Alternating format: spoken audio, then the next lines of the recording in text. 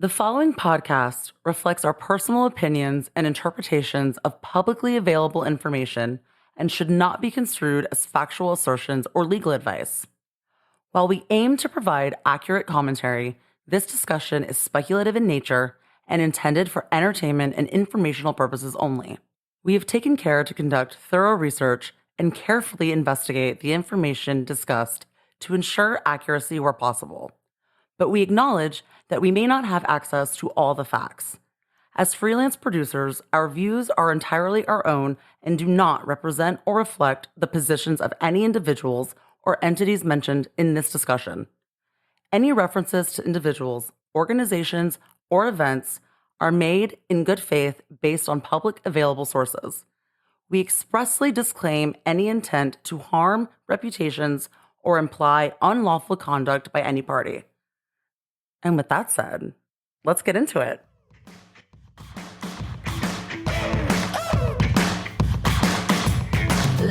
Hey y'all, Lauren here, TV producer by day, reality junkie by night, and your guide to the galaxy of shows you love to hate, hate to love, and live to bitch about.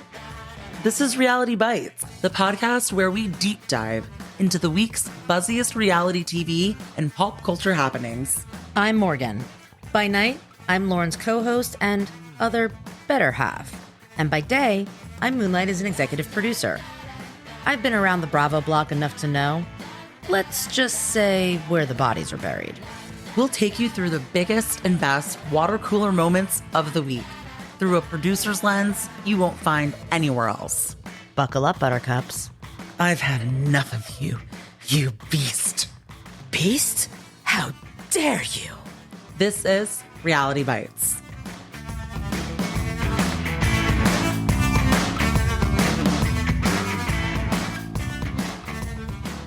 Hey y'all, Morgan here. Executive producer, industry insider, and your narrator for the next however many minutes. Let's just be clear though, this isn't a one-person show. Lauren's here running the board, producing, fact-checking, and making sure this whole thing doesn't spiral into a legally questionable rant about Hollywood power plays. I'm here narrating and doing my part to keep this thing moving without, well, breaking anything. Hi, y'all. So here we are, our second deep dive into the It Ends With Us legal showdown.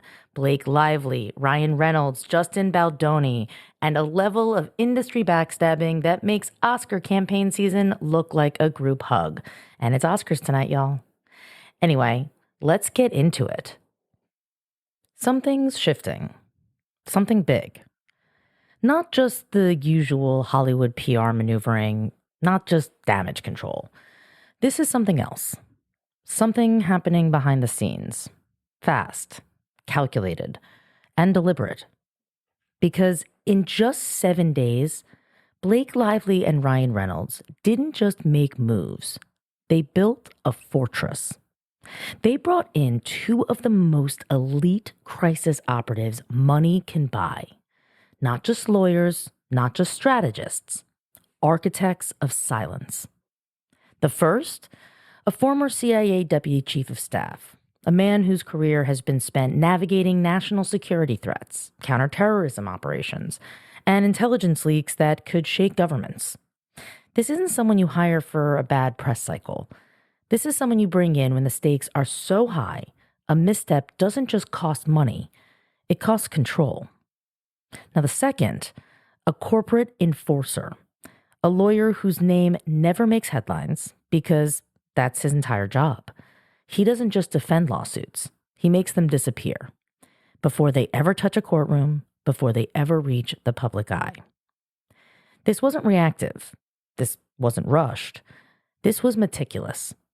Because when power players like this move in silence, when they pull in top-tier crisis handlers, not after a scandal breaks, but before anyone even knows to look, it's not about cleaning up a mess.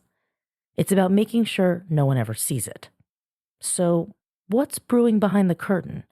What's so explosive that it needed to be locked down this fast, this surgically?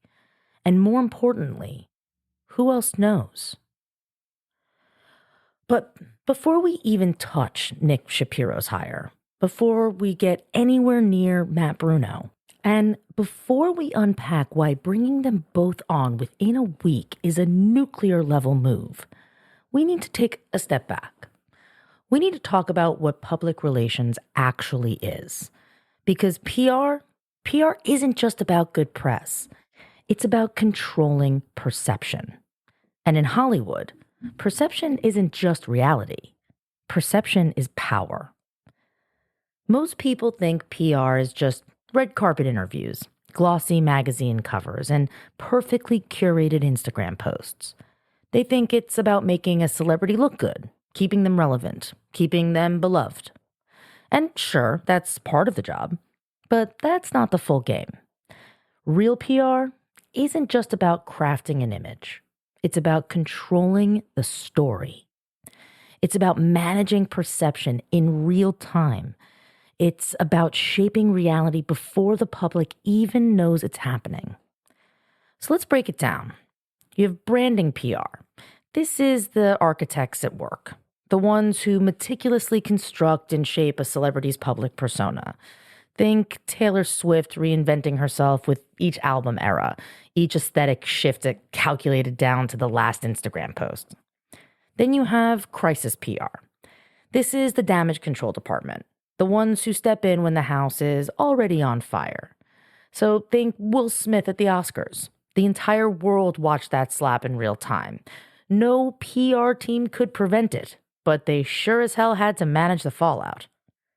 And then there's the reputation spin. This is where things get strategic. The art of flipping a bad hand into a win. And, look at any celebrity scandal where 24 hours later, the headlines have miraculously shifted focus. PR is a spectrum. At one end, you have the builders, the ones who carefully craft an image. And on the other end, you have the fixers, the ones who salvage it when it all goes sideways. And in Hollywood, the difference between surviving a scandal and getting buried by it comes down to who's in your corner.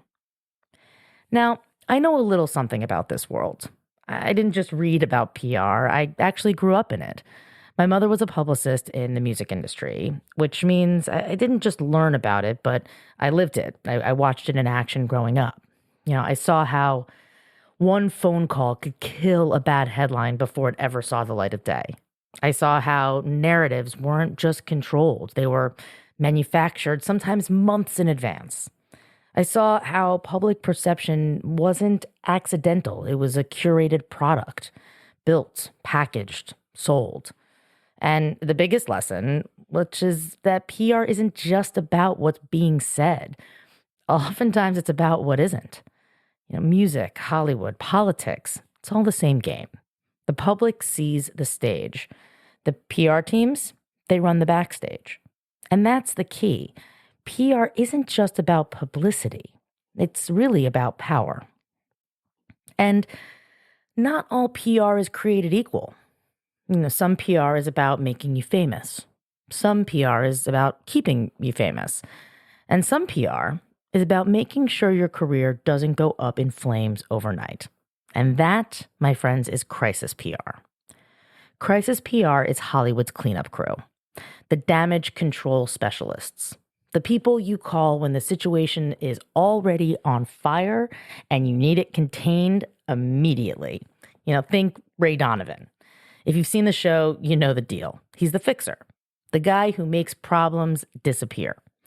Crisis PR is the real-world version of that. They don't prevent disasters, they erase them. They clean them up. And in Hollywood, there's an entire industry dedicated to doing just that. Take Melissa Nathan, for example. She's running Justin Baldoni's PR.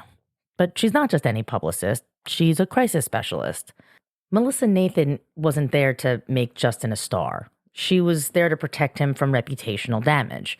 She's there to make sure every headline tilts in his favor. And she's there to make sure that every statement is framed correctly. That's what crisis PR does. It's not necessarily about telling the truth. It's about controlling the truth that gets told. And here's the thing. Crisis PR is expensive. Nathan's contract was for $25,000 a month, and that's not the highest it can run. Traditional PR, that's about getting you on magazine covers, let's say. Crisis PR, that's about keeping you off the front page for the wrong reasons. And when a Hollywood A-lister suddenly brings in a crisis PR team, it means they're no longer playing defense. They're going on offense. Because that's exactly what Blake Lively just did. And that's when this stops being just another Hollywood PR battle and starts looking like a full-scale intelligence operation. Hollywood scandals happen all the time, but Hollywood scandals that require a former CIA deputy chief of staff, a White House national security advisor, a man who has handled actual terrorism crises. That's not a PR problem. That's something else entirely. Because Blake Lively just brought in Nick Shapiro, one of the most elite crisis managers in the country. Not a celebrity fixer, not a reputation manager, not a PR strategist smoothing over bad optics. Shapiro was the guy you called when national security was on the line. So why would Lively, an actress embroiled in a Hollywood contract dispute, need someone who has handled counterterrorism operations, global crises, and cyber warfare? That's the real question. Because Shapiro isn't here for a defamation suit. He's here for something bigger. Now, Nick Shapiro doesn't just manage crises. He operates in the shadows of power. His resume reads like something out of a political thriller. Deputy chief of staff at the CIA. He wasn't just in the room. He was advising the director of the CIA during covert operations, intelligence crises, and geopolitical conflicts. The senior counterterrorism and homeland security aide for the Obama administration.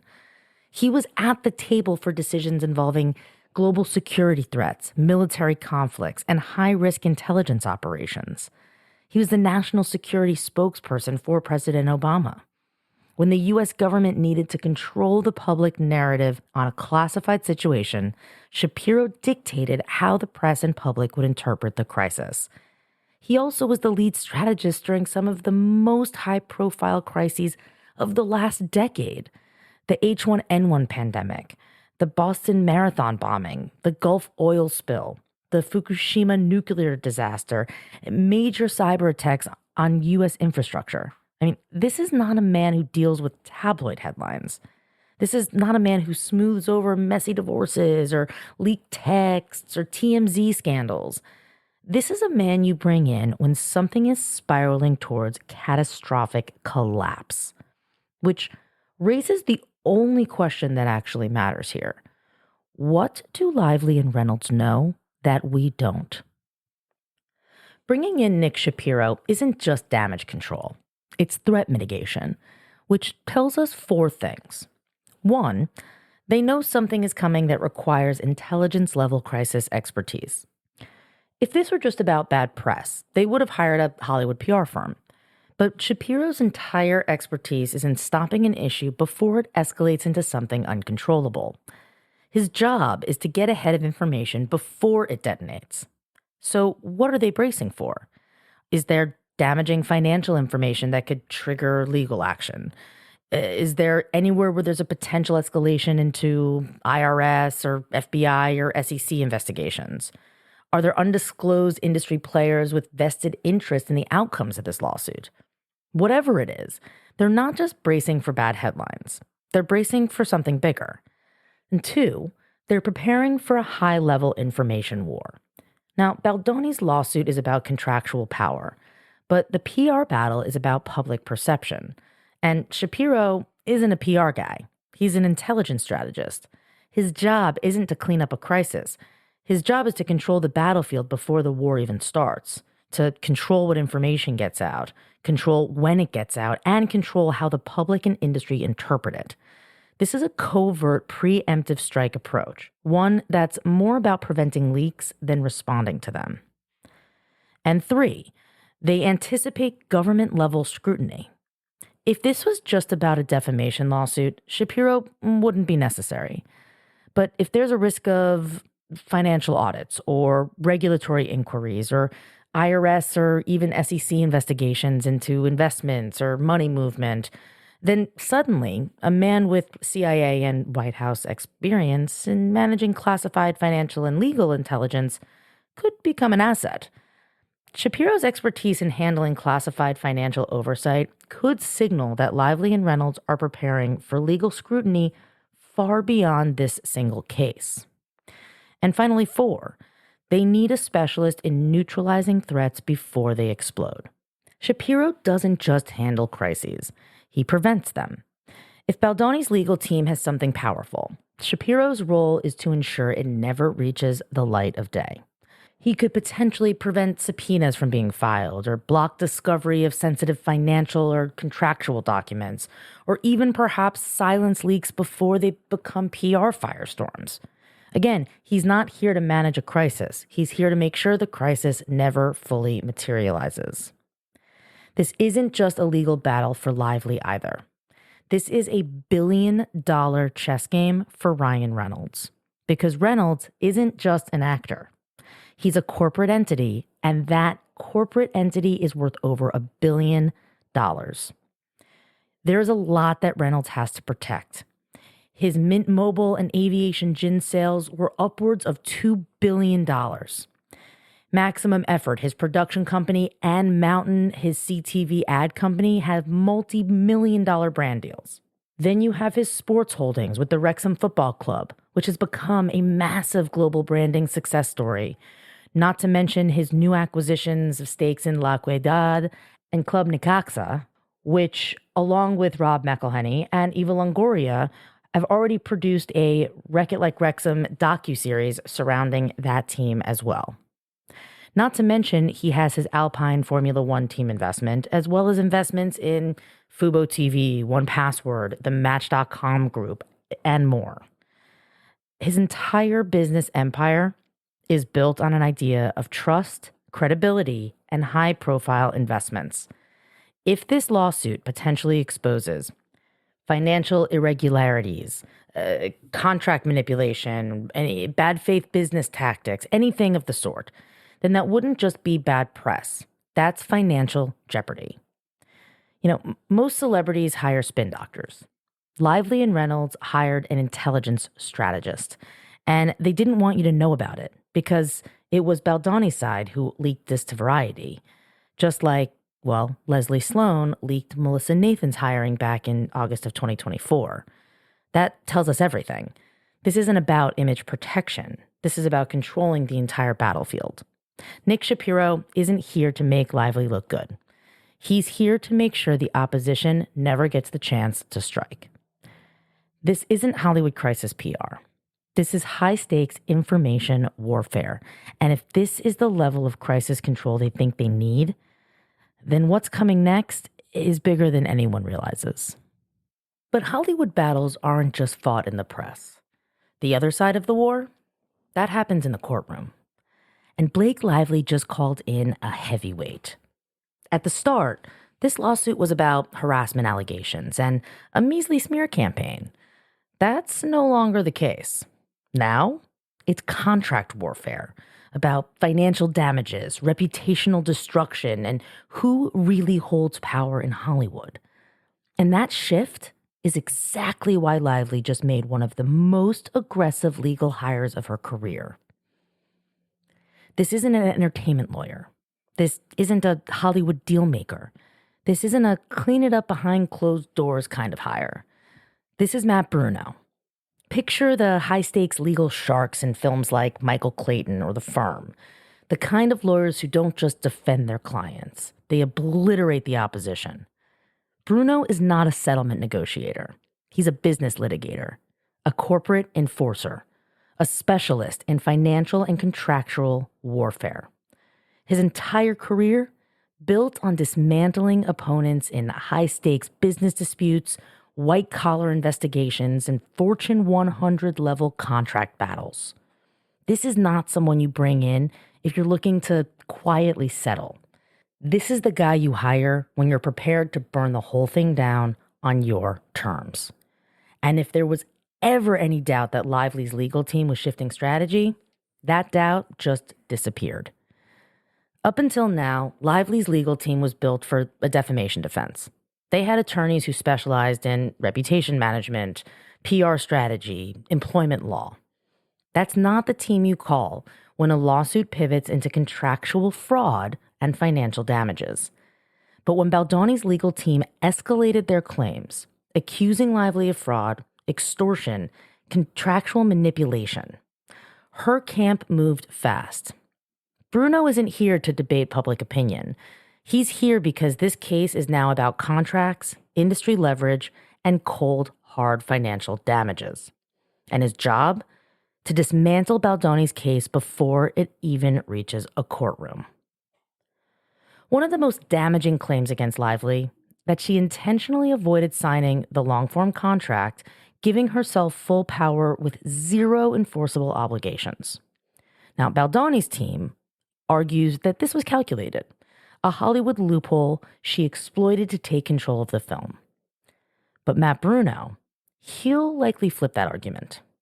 He'll say, no, this wasn't a scheme. It was Wayfarer's failure. If Lively never signed a contract, that's on the studio, not on her. Or no signed contract, no enforceable obligation. How can Baldoni claim that she violated terms that never existed? Or maybe even no fraud, no case. If Lively negotiated aggressively but never broke a signed agreement, then that's just business, not a legal offense. The play would be to turn Wayfarer's biggest attack into their biggest weakness. And if Bruno wins that argument, the entire fraud claim could collapse. Now, another one of Baldoni's most explosive accusations is that Lively, Reynolds, and their PR team used false harassment allegations to pressure him into handing over creative control and a PGA mark. Now, if that's true, that's not just bad optics. It's coercion, a move that could have criminal implications. But here's the problem for Baldoni. Civil extortion is nearly impossible to prove. Legally speaking, extortion isn't just about pressure. It has to involve an illegal threat. A threat to sue isn't necessarily extortion. A threat to go public isn't extortion. Even a threat to damage a reputation, unless accompanied by an explicit demand for money or property, isn't extortion under civil law. So what would Bruno's plan be here? Well, it could be to force Baldoni to produce undeniable proof. No texts, no emails, no recorded threats, then there's no extortion case. Redefine the threat as standard Hollywood leverage. If Lively refused to work unless she got creative control, that's not extortion, that's negotiation. Or perhaps kill the narrative before it even gets to trial. If Baldoni can't meet the high legal standard for extortion, then the claim could get tossed altogether. And if the extortion claim dies, the lawsuit, frankly, loses its teeth. Most celebrities defend themselves in lawsuits. Lively, though, she's flipping the script. She's not just fighting the case. She's now trying to dismantle it before it even makes it to court. Shapiro is handling the narrative war. Bruno will be handling the legal war. And together, they're making it very clear. This isn't going to be a drawn-out Hollywood scandal. This is going to be a brutal, tactical takedown.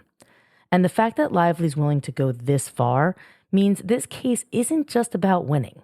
It's about making sure Baldoni never had a chance to begin with.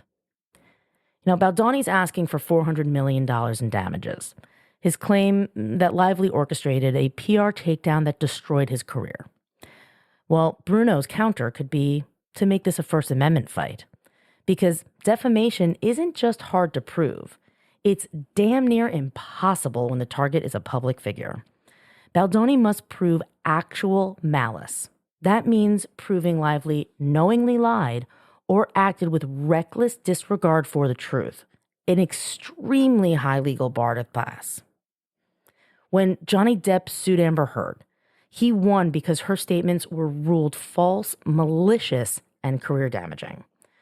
When Terry Bollea, Hulk Hogan, sued Gawker, he won, but that was because it was an invasion of privacy case, not just defamation. And then when Sarah Palin sued the New York Times, she lost because she couldn't prove actual malice, even though the paper admitted its reporting was inaccurate. So no matter what side you land on, reframing the lawsuit as a threat to free speech is the way to attack this. If Baldoni wins, it sets a precedent that Hollywood actors could be sued for speaking out about their experiences on set. So try to make this a Hollywood precedent case. No studio wants to establish a legal standard where actors are afraid to talk about mistreatment or power struggles behind the scenes.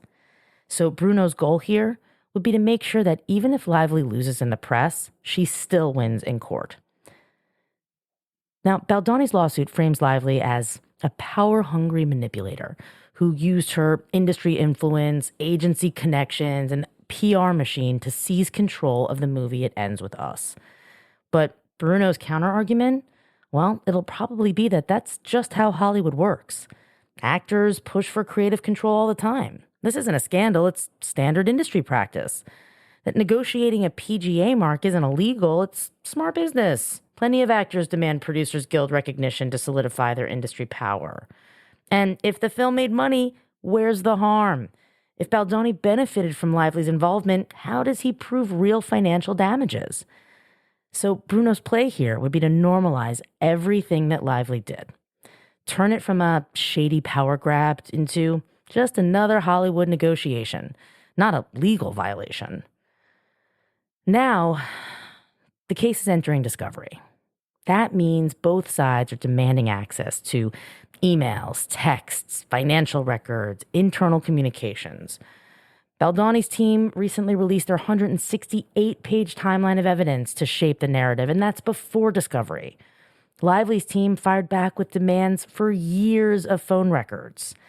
This phase will be critical because whoever controls what's admitted into evidence will control the trial. Now, in this case, Matt Bruno's job will be to try to limit damaging evidence against Lively, to expect legal challenges to suppress key documents as legally excessive or irrelevant, to expand discovery against Baldoni, to push for financial records, private communications, and internal strategy emails, to force Baldoni's team into defensive mode and onto their heels, and to block media leaks, to take Baldoni's team of using strategic leaks to build pressure and counter it with legal motions to control what goes public, which we are already seeing in the motions being filed. But whoever wins this discovery war controls the narrative. Bringing in Matt Bruno wasn't just a legal move. It's a signal. Lively's team is done playing defense.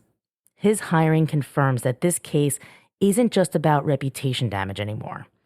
This is about who controls Hollywood power and how contracts shape that control.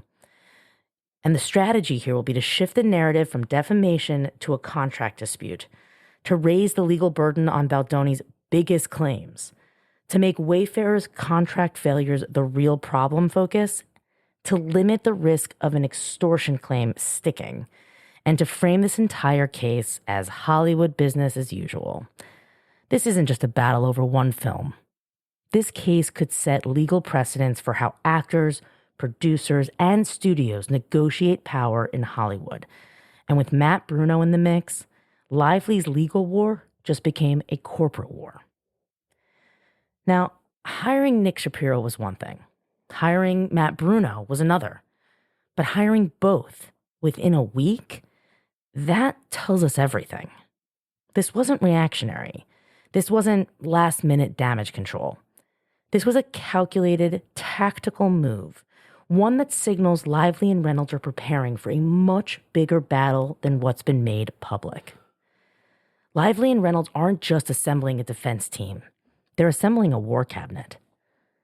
Because, let's be real, you don't hire both a corporate attack dog and a CIA crisis strategist unless you're preparing for something massive. And this tells us three things. One, that they're preparing for an all-fronts war, legal, corporate, and reputational. One lawyer alone, it's just a lawsuit. One crisis manager, it's just media strategy. But both, that means that this isn't just about courtrooms or headlines. This is about fighting battles in every arena possible. Legal, financial, PR, and corporate.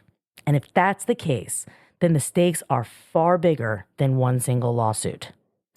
Number 2, they're not just playing defense anymore. They're going on the attack.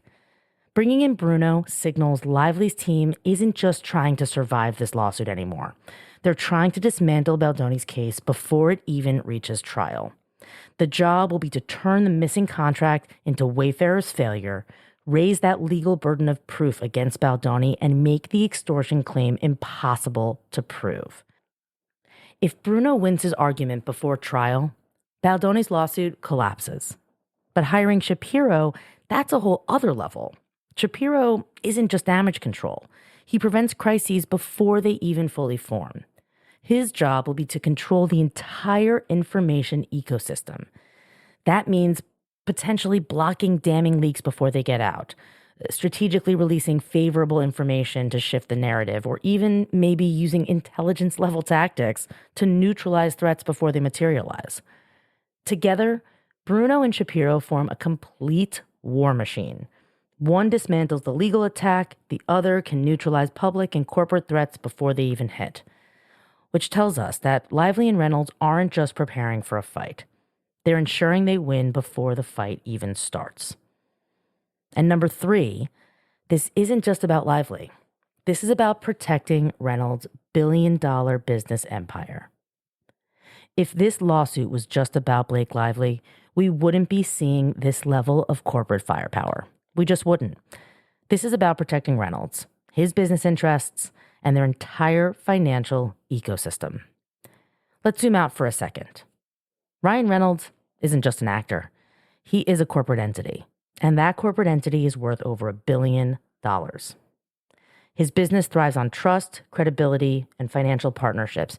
If this lawsuit creates doubt about his business ethics, his financial negotiations, or corporate partnerships, that's not just bad PR.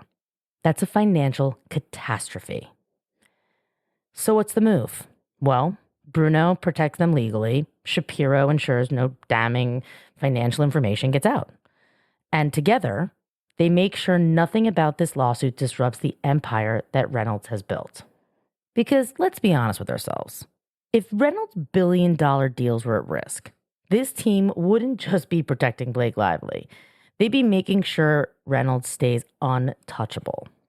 Hiring Bruno and Shapiro within days of each other tells us this isn't just about one lawsuit, guys. This is about locking down every single potential vulnerability before this case escalates beyond something they can control. This is about controlling the legal, financial, and public perception battle simultaneously. And if they're preparing at this level, then whatever's coming next, well, it's going to be bigger than anyone realizes. Thanks for joining, guys. And if you like what you hear, please donate a cocktail or subscribe. There's a lot of work that goes into doing these investigative reports, and, well, frankly, it becomes a full-time job. So if you enjoyed it, recommend to friends, leave us a 5-star rating or review, and donate a cocktail or sign up for our subscriptions. You will not be disappointed. Thanks for everything, guys, and until next time, see you later.